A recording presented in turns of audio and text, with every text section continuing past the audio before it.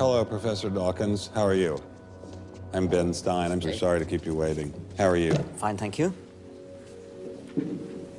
You have written that God is a psychotic delinquent invented by mad, deluded people.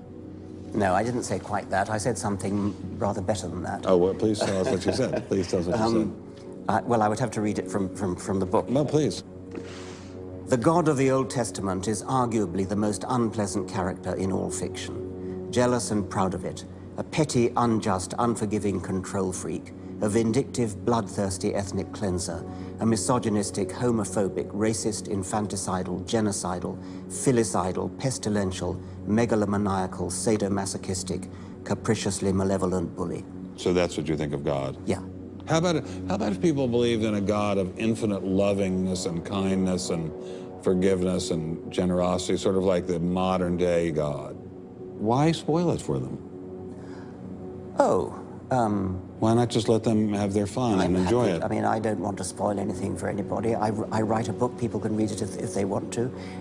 I believe that it is a liberating thing to free yourself from primitive superstition. So religion is a primitive superstition? Oh, I think it is, yes. So you believe it's liberating to tell people that there is no God? I think a lot of people, when they give up God, feel a great sense of release and freedom. Why do you think that? I mean, what's your dad? What's your scientist? What's your dad? I think, well, I've had a lot of letters saying that, and I've... There are 8 billion people in the world, Dr. Dawkins. How many letters have you had? No, I haven't done that. That's quite true. Professor Dawkins seemed so convinced that God doesn't exist that I wondered if he would be willing to put a number on it. Well, it's hard to put a figure on it, but I mean, I'd put it as something like, 99% against or something. Well, how do you know it's 99% against, say, and not 97%? No, I did. You asked me to put a figure on it, and I'm not comfortable putting a figure on it. I think I just think it's very unlikely. What? But you couldn't put a number on it? No, of course not. No. So it could be 49%. Well, it would be. I mean, I think it's unlikely, but it's quite far from 50%. How do you know? I don't know. I mean, I put an argument in the book. Well, then who did create the heavens and the earth? Why do you use the word who? You see, you immediately beg the question by using the word who. Well, then how did it get created? Well, by a very slow process. Well, how did it start? Nobody knows how it started. We know the kind of event that it must have been. We know the sort of event that must have happened for the origin of life. And what was that? It was the origin of the first self-replicating molecule. Right. How did that happen? I told you we don't know. So you have no idea how it started? No. Nor has anybody. Nor has anyone else. What do you think is the possibility that intelligent design might turn out to be the answer to some issues in genetics or in evolution?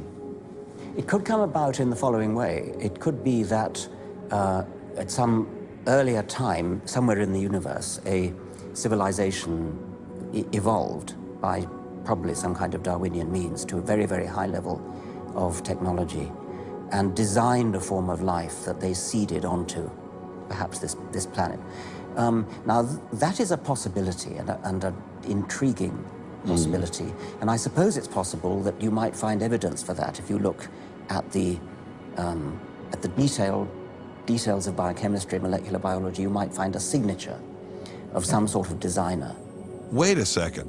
Richard Dawkins thought intelligent design might be a legitimate pursuit? And that designer could well be a higher intelligence from elsewhere in the universe. Well, but that higher intelligence would itself have had to have come about by some explicable or ultimately explicable process. It couldn't have just jumped into existence spontaneously. That's the point. So Professor Dawkins was not against intelligent design, just certain types of designers, such as God. So the Hebrew God, the God of the Old Testament, he doesn't exist in your view? Certainly. I mean, that would be a very unpleasant prospect. And the Holy Trinity of the New Testament, nothing like that. Do you believe in any of the Hindu gods? Like Vishnu? How can you ask such a question? You don't, right? How could I? I mean, why would I, given that I don't believe in any others? You don't believe in the Muslim God? No. I mean, why do you even need to ask? Well, I just wanted to be sure. So you don't believe in any God anywhere? Any God anywhere would be completely incompatible with anything that I've said I assume. Yeah. I just wanted to make sure. You don't believe in any God anywhere? No. What if after you died you ran into God and he said, what have you been doing, Richard? I mean, what have you been doing? I've been trying to be nice to you. Yeah. I gave you a multi-million-dollar paycheck over and over again with your book, and look what you did. Bertrand Russell had that point put to him, and he said something like, "Sir, why did you take such pains to hide yourself?" But if the intelligent design people are right, God isn't hidden. We may even be able to encounter God through science, if we have the freedom to go there. What could be more intriguing than that?